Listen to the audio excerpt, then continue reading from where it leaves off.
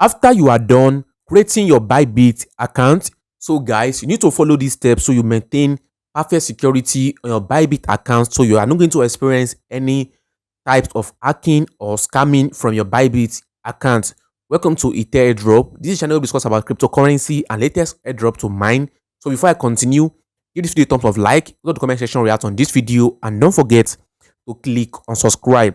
So after you are done creating your Bybit account, just click on the profile here at the left hand side of your screen, at the top side here. Just click on your profile, so you're going to be seeing the name of your account. So my own name here is Itepe. So just click on security. After you click on security, try to check the security level of your account. You can see under this place, my security level is around I, showing green that my account is protected from any scamming method here. You can see check the email address if it's totally linked, or your mobile number, and also fund password. You can set up a fund password and confirm it 2 times. And also the next part is to get a passkeys. After getting the passkeys, you can set it there from your phone or from any other device, maybe on your laptop. So guys, the next and most important part is to get Google 2FA authenticator. So Google 2-factor authenticator is what you need to turn on your Bybit.